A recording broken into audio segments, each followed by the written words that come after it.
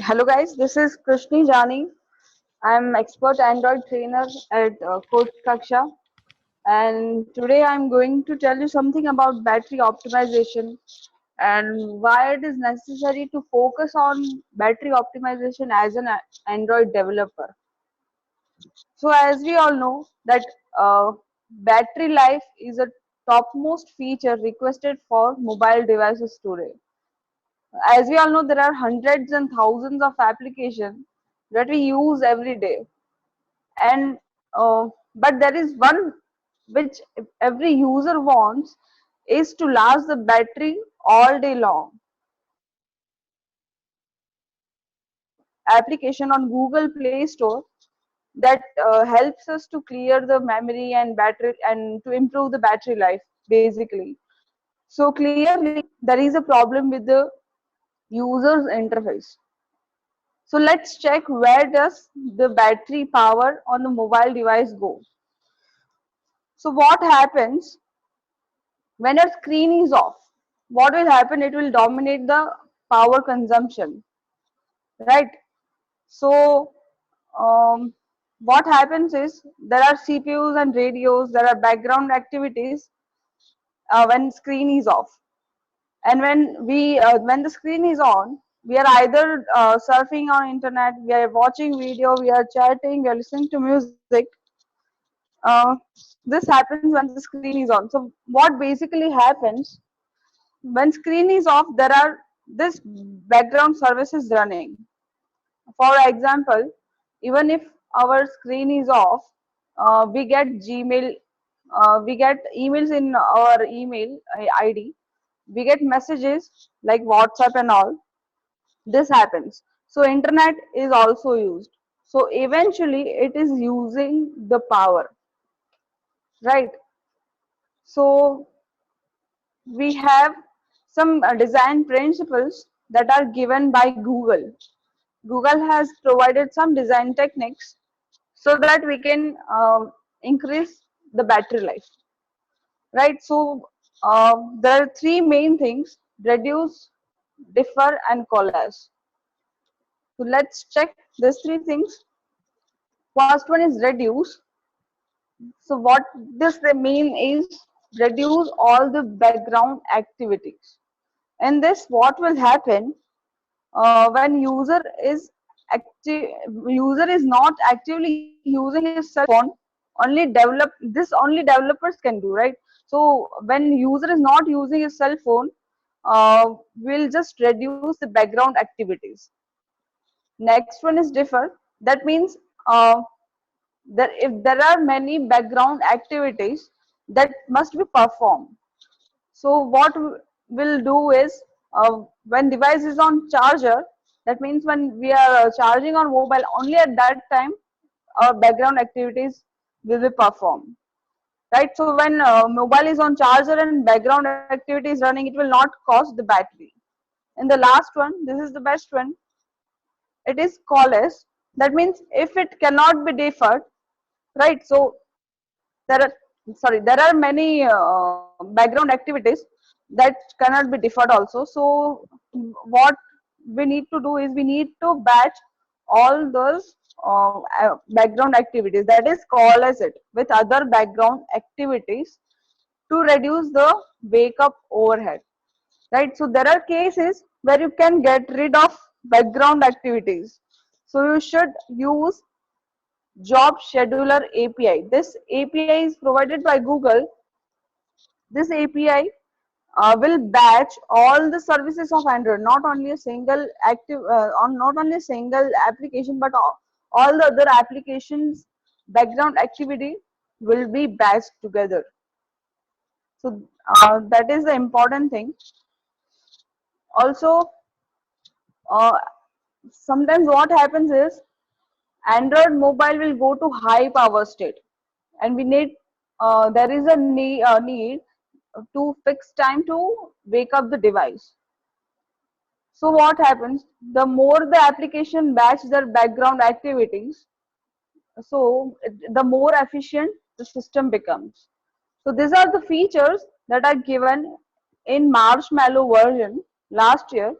So The first feature is called as, that is DOS timeline. That is when device is stationary and the screen is off. So this is the first stage of DOS. This will occur, right?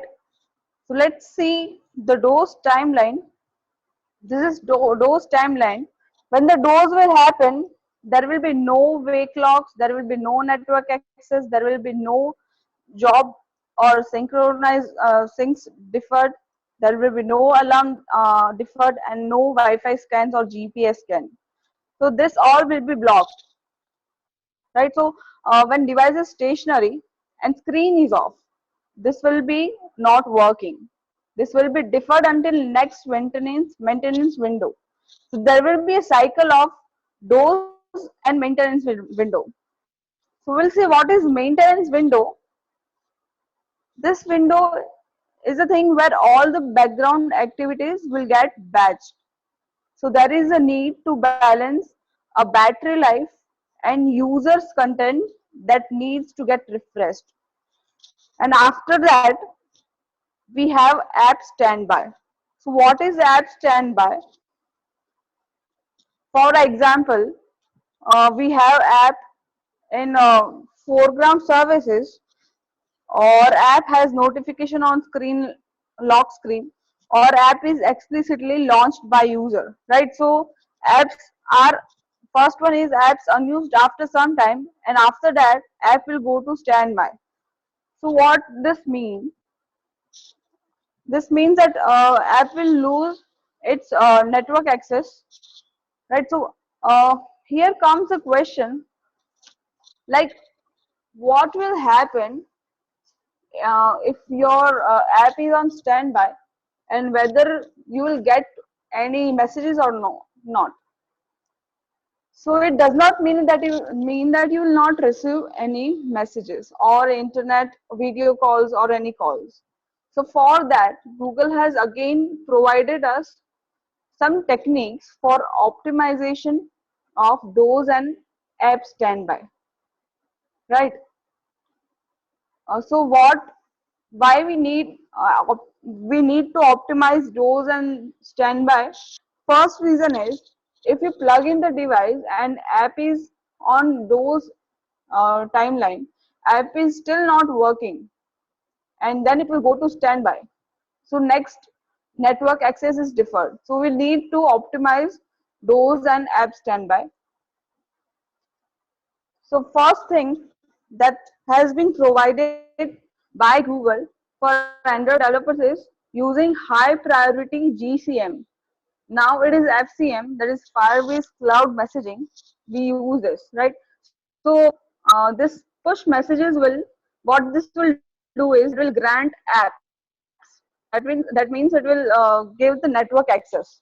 So even if our even if our phone is stationary, we'll get the messages. This is because of GCM and FCM. And there are many, why we need FCM and GCM is, there are many use cases where we need immediate notification to user. So this is necessary. And also in FCM, the messages are batched. So, but now comes the thing that devices that don't use Google Play services, in those devices, app standby will be disabled. So what happens is, for those phones also, we need FCM or alternative cloud push message service. So clearly, those and app standby seems to work, but this cases make sense when I'm not using my device, or apps that are not active on my device. So most of the time device is not stationary, and we have device in our hand or in our pocket. So now here comes a question, like if my device is on DOS mode, whether my music will stop playing.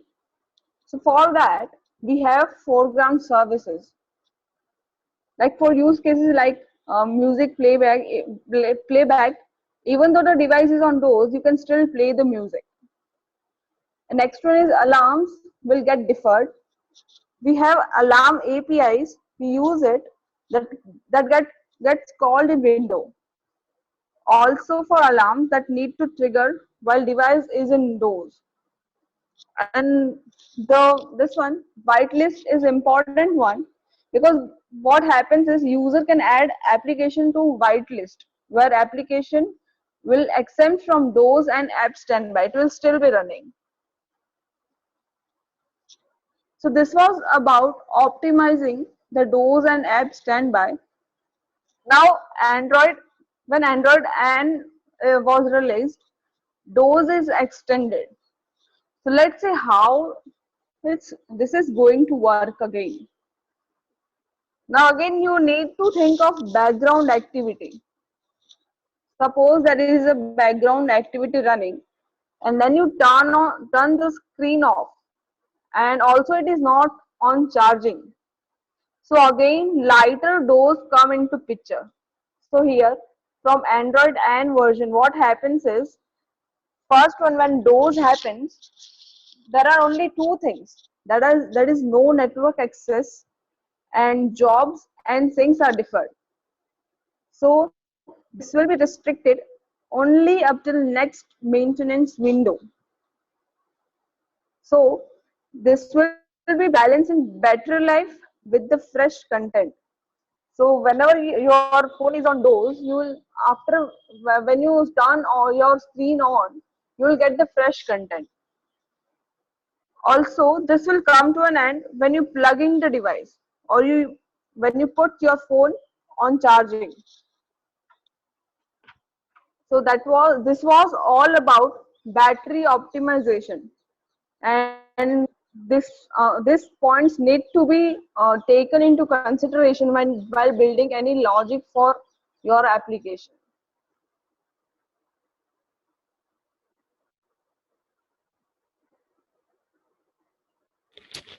Okay, thank you, Prashni. Hello. Yeah, so Yeah. from now on, I will take over. I'm sharing my screen now. Okay. Thank you.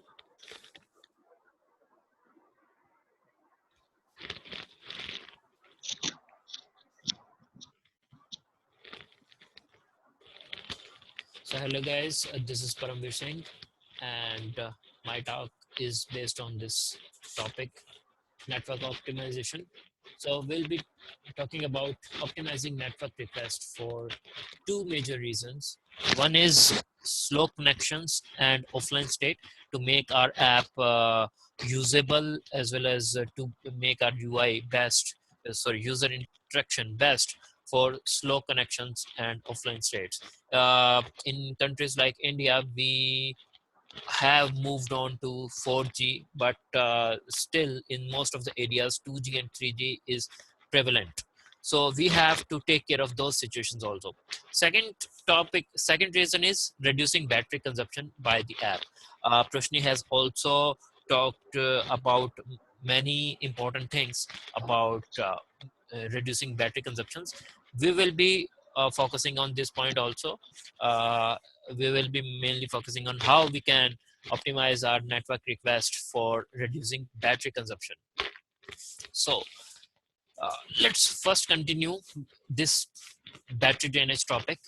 Uh, the main thing is that cell radio hardware is the biggest culprit of battery drain. Yes, your network radio hardware, the small radio, which is used by the applications or by the system to connect to the network, that is the main culprit of battery drainage, besides your screen, obviously. That means when the radio is not active, we are not consuming too much battery. So less radio active time means less battery consumption. And the interesting point is that the network radio is not always active. It goes from one stage to another and from another to another one during its life cycle, and that depends on whether we are making active network requests or not. You can see from this figure, uh, at the extreme left, there is this stage radio and at standby. This means the radio is at standby mode and it is not, or you can say it is in sleep mode and it is not consuming battery. And for example, let's say a network request is made by any app in the system. So this radio is now, this radio has to now go into the active mode, which is here, radio full power mode. And in this mode, the radio is consuming full battery.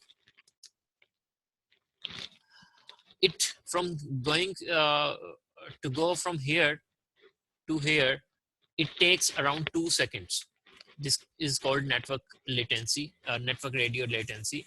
And when your network requests are completed here, it will try to go on to the low power mode and it will take 5 seconds. What is this low power mode? When there is no active network request, this radio tends to be in half idle state in order to wait for more incoming network request. If there is no incoming network request for next 12 seconds, it will go into fully sleep mode, where it will not consuming any battery. Now, what is the use of this life cycle?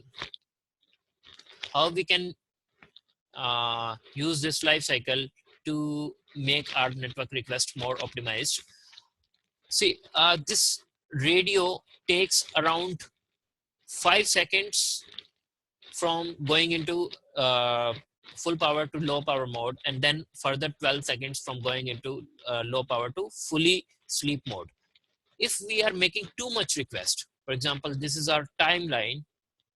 Just a moment. For example, if this is our timeline, and if we are making too many requests frequently, our radio will always be in the network active stage, and we will not give it any chance to be in the standby mode. So that means our radio is continuously consuming battery.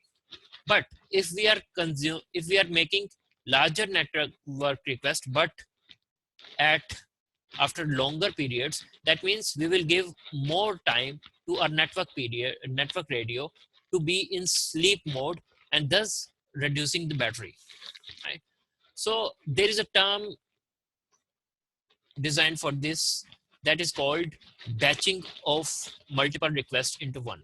You can see this horizontal row represents the timeline, and in the above example, we are making frequent requests for our network, and after every request, the radio waits to go into sleep mode, and so thereby we are giving less time for the radio to go on sleep mode. But if we batch all the requests for the future, like after 5 minutes or after 10 minutes, if it is possible at all, that means here at this point, at this period, we are giving full time for the network radio to be in sleep mode, and thus reducing the battery. So batching multiple network requests is very important for optimizing your network usage. Second thing is prefetching data.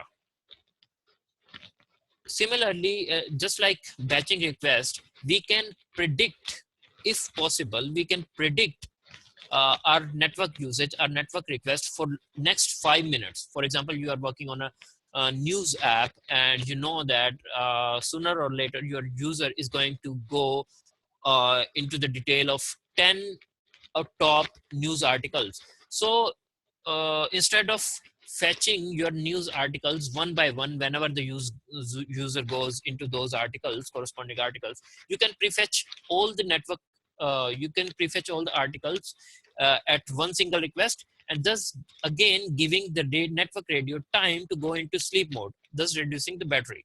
So prefetching network request is also very good strategy of consuming low battery power. Next thing is using push instead of poll. Most of the developers already know about this strategy. We have to push, most of the time we have to prefer pushing the data to the client instead of polling the data. Just taking the example of news paper app again. For example, you have to in newspaper app, you have to show the latest updates and headlines to the user whenever the user will open the app. Now, one strategy is to repeatedly ask the server for your news articles.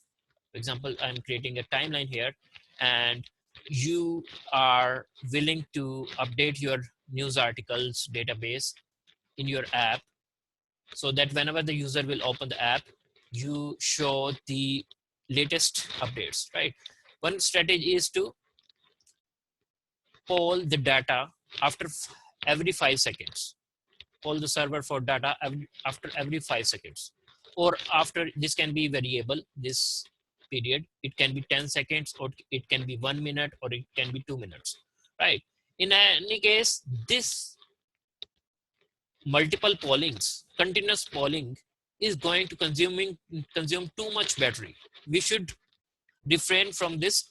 Instead of this, we should use push. What is push?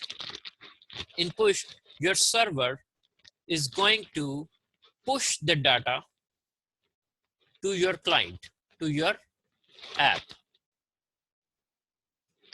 So whenever there is a new news article at your server, or any important update at your server, which your app may require, instead of your app asking the server again and again for the data, your server will push the data. And thus your app would not have to do polling, reducing the battery to the maximum level. Right. So for pushing, you can use Google Cloud Messaging, push notifications, and now there is Firebase Cloud Messaging. We can discuss about that in our next video. But main thing is that you have to push instead of poll.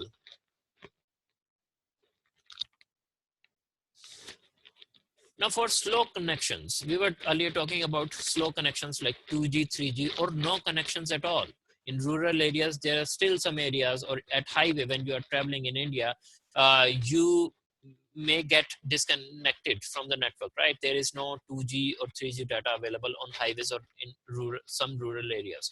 So what we should do for slow connections? First of all, you have to use WebP images. You have to take care of this point, that images are the most dominant format of data after text. And if you talk about the payload, images are images are the number one data that you consume in your apps. And after that, there are videos, and then there are other rich data. Images consume too much network because they are very heavy. PNG and JPEG images are the most prevalent formats of images that we use in Android or in web. But recently, Google has developed one more format of images, that is WebP. So WebP images are very efficient, they are very lightweight, and for the same quality, they can give, they are very less in size in comparison to PNG and JPEG. For example, you can also use WebP images in your Android app in your drawable folder. And if you have existing PNG images, you can convert them into WebP images. And let me show you, give you an insight into by how much factor WebP images can be reduced to in comparison to PNG and JPEG images. There is one option to convert existing PNG image into WebP. If I press this, it will show me a preview of the comparison. At the right hand side, you are seeing the same image in PNG format. This is 554 KB, and at the left hand side, there is PNG, and at right hand side there is WebP image. You can see the comparison.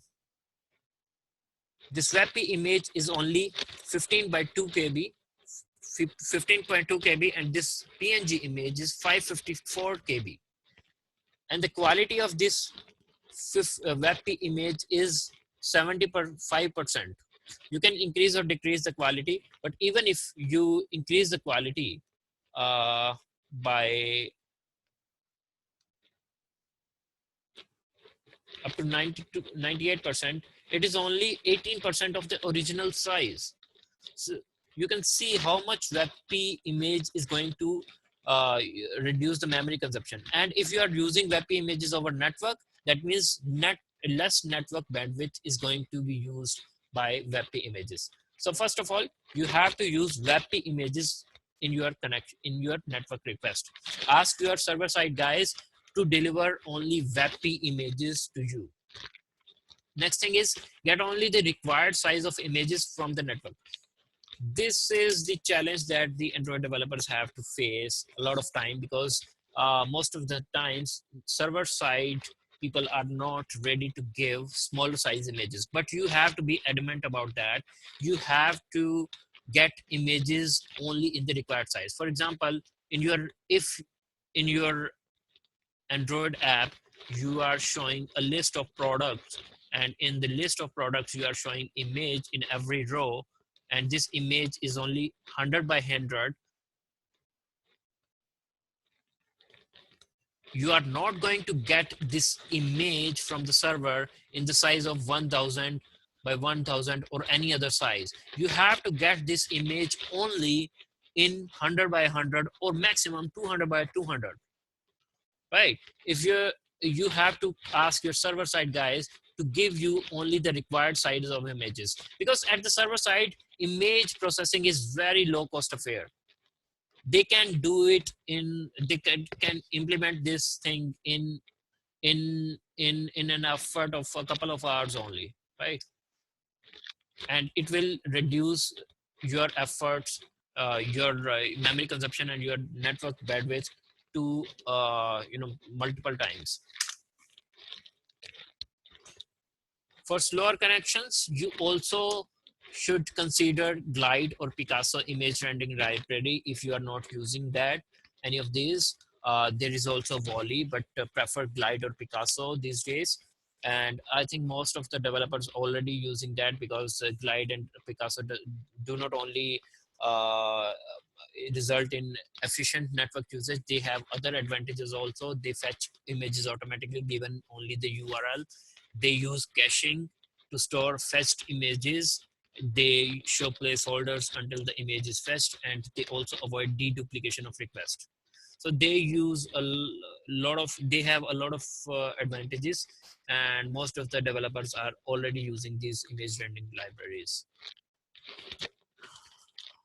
And also, if you know that your users are going to use your applications in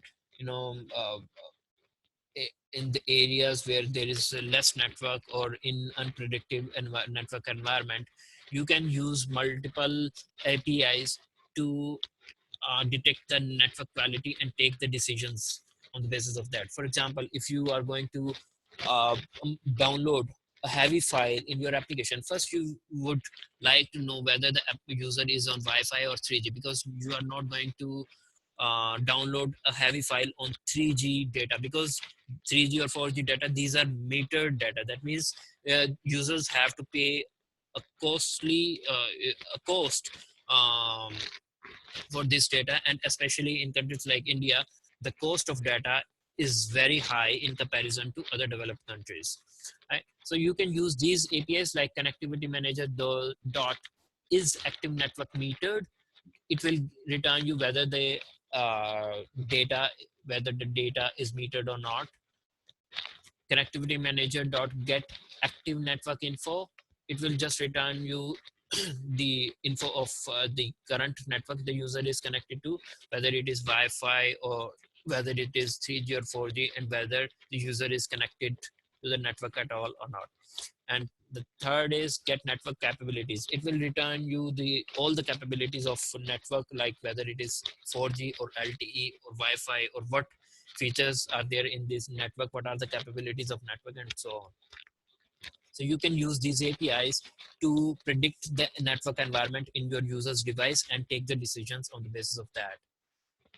Make app usable offline. This is very important. You should download data for offline use and store the data in either shared preferences or in content provider or in database, and you can use that data to show the relevant information to the user when the user is offline for a continuous time. Sorry. Or when the user has just or when the data network is intermittent and user is switching from online to offline or offline to online very frequently. We have already talked about this, you should batch the network request to be fired up later. For example, if the user is offline for some time and user is doing some operations, you should not very frequently show the message to the user that you are offline. It will just irritate the user. Instead, just consume that action and batch that network request for a later time. For example, your user has when you use WhatsApp and when you type a message and send this message, the WhatsApp app doesn't show you that you cannot send this message. It doesn't show you that you are offline and you cannot send the message. Instead, it just shows you an icon indicating that this message is not sent right now because you are offline, and it will automatically send the data, that message, when you go online again. So you should adopt the same type of strategy in your application also. Next thing is, and last thing is, bandwidth. You should take care of bandwidth. You should detect the bandwidth in your in your device, and you should act upon that. You should prioritize bandwidth. You should prioritize your network request. You should you fire on the network important network request first, and then the secondary request later. Detect network changes. You should apply a listener to detect the network changes, whether it is going from offline or online or vice versa, and act according to that. Take care of offline situations. We have already talked about that. Prepare app for worst network conditions. Yes, you should not assume that the network in your user's device will always be good. You should design your app taking into account, assuming that your users are going into worst network conditions, in offline situations, in intermittent network connectivity, and so on. And you should design your app according to that. And lastly, uh, in Android Studio, you have network monitor. Using this network monitor, you can see what network requests are consuming how much data. And if you see frequent spikes and a very high spikes, or if you see an abnormal behavior in this network monitor, you can act on that, and accordingly you can uh, adapt any of these strategies we have discussed so far, and you can optimize the network consumption in your app. Thank you so much. And at last, there are some references that you can follow. Building for Billions, just search about it in Android Building for Billions on net or YouTube. It will give you a lot of resources about network usage, battery consumption, and other things. Android performance patterns, search about this on YouTube. You will have a lot of videos to watch. And lastly is the Colt McCannins. This is a Google developer who talks a lot about network and battery optimization.